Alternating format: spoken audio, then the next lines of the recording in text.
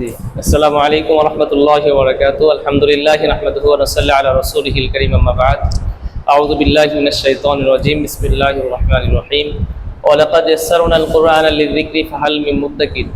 ওয়া ক্বালা an-নাবিয়্যু সাল্লাল্লাহু আলাইহি ওয়াসাল্লাম, খায়রুকুম মান তা'আল্লামাল কুরআনা ওয়া 'আল্লামা। ওয়া ক্বালা an-নাবিয়্যু সাল্লাল্লাহু আলাইহি ওয়াসাল্লাম, তালাবুল ইলমি ফারিদাতুন আলা কুল্লি মুসলিম। জি, আমরা আল্লাহ তাআলার দরবারে শুকরিয়া আদায় করছি, যিনি আমাদেরকে আসরের সালাদের পর আজকে মহাগ্রন্থ আল কুরআনুল কারীম, যে কোরআনের কোনো ভুল নেই, সেই কোরআনুল কারীম দীর্ঘ একটা সময় পার করে আমার একটা স্টুডেন্ট মোহাম্মদ আশিক বেলাল, সে আসরের পরে যে সময় সবাই খেলাধুলা করে, খেলাধুলার প্রতি ব্যস্ত থাকে, তার মধ্যে কিছু সময় বাঁচিয়ে এখানে কোরআন শিক্ষার জন্য আসে। ছোট ছোট বাচ্চারা আরও অনেকেই এখানে আসে। আলহামদুলিল্লাহ, অনেকেই ইতিপূর্বে কোরআন নিয়েছে।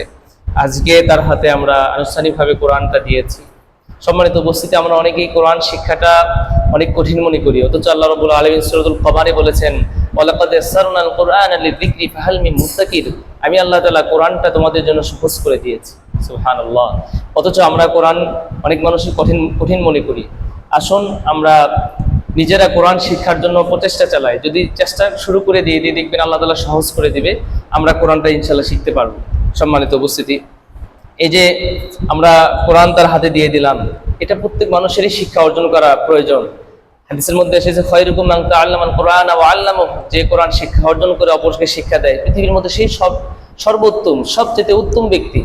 তো আমরা চাই আমরা নিজেরা শিক্ষা অর্জন করি, অন্যদেরকে শিক্ষা দেওয়ার জন্য চেষ্টা করি।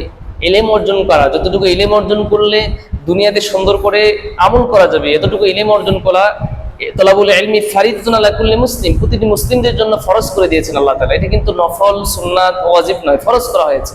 সেই জায়গা থেকে কোরআনের জ্ঞান অর্জন করা সেই ফরজিয়াতের মধ্যেই পড়ে। তো যেই ছোট ছোট এখানে আমার অত্যন্ত স্নেহের ছাত্ররা এখানে এসেছে, তারা এই কোরআন শিক্ষার জন্য প্রচেষ্টা চালাচ্ছে। আপনারা এদের জন্য দোয়া করবেন, এরা যেন তাজবিদ অনুযায়ী সহি এবং সুন্দর করে কোরআনুল কারীম শিক্ষা অর্জন করতে পারে। এখানে কোরআন শিক্ষা দেওয়ার পাশাপাশি আমরা যতটুকু সম্ভব মাসলা মাসাইল, দোয়া, পাশাপাশি জানাজার নামাজ শিক্ষা, এটুকু আমরা, যদিও মাদ্রাসার একটা মক্তব, তারপরেও আমি চেষ্টা করে যাচ্ছি তাদেরকে এইভাবে গড়ে তোলার জন্য। আল্লাহ রাব্বুল আলামিন যেন এই সকল ছেলেদেরকে আগামী দিনে কোরআন দিয়ে জীবন গঠন করার জন্য তৌফিক দান করে। সর্বশেষ যাকে কোরআন দিচ্ছি, আশিক বেলাল, তার আমরা অনুভূতি জানার জন্য চেষ্টা করব। আশিক বেলাল, আজকে কোরআন নিলা কেমন লাগছে? আলহামদুলিল্লাহ, অনেক ভালো লাগছে। জি, তার পিছনে অনেক মেহনত করতে হয়েছে। আপনারা জানেন যে সবার মেধা এক নয়, অনেক ধৈর্য নিয়ে এদেরকে সময় দিতে হয়। সবচেয়ে একটা বিষয় হচ্ছে, অনেকেই আমরা কোরআন থেকে কত দূরে সরে আছি, আর এর বাবা, এদের অভিভাবকরা কত সচেতন, পড়াশোনা কোথায়, আমার কাছ থেকে মাঝে মাঝে খোঁজ খবর নিত। আজকে কোরআন নিয়েছে, তার জন্য সবার জন্য তবরক কিনেছে, মসজিদে দোয়ার আয়োজন করেছে। শুধু এতটুকুর মধ্যে সীমাবদ্ধ নয়, আমরা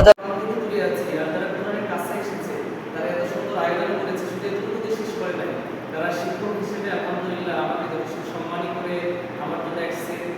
তারা হাদিয়া হিসেবে কাপড়ের ব্যবস্থা দিয়েছে, যেটা তারা আমার একজন কাপড় হবে। এই যে একটা ভালো লাগে, এটা আমি বললাম এই জন্য যে কোরআনের প্রতি ভালোবাসা থেকেই কিন্তু তারা এত কিছু করেছে। তো আমরা অনেকে সেই কোরআন থেকে দূরে এখনো পর্যন্ত রয়েছে।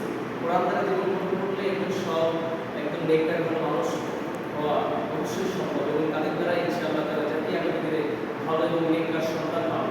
আমরা আশা রাখছি এরা আগামী দিনে নিজের বাবাদের জানাজা নিজে করতে পারবে এবং সমাজের একজন সৎ এবং নেককার বান্ধব হিসেবে গড়ে উঠবে। আপনারা যারা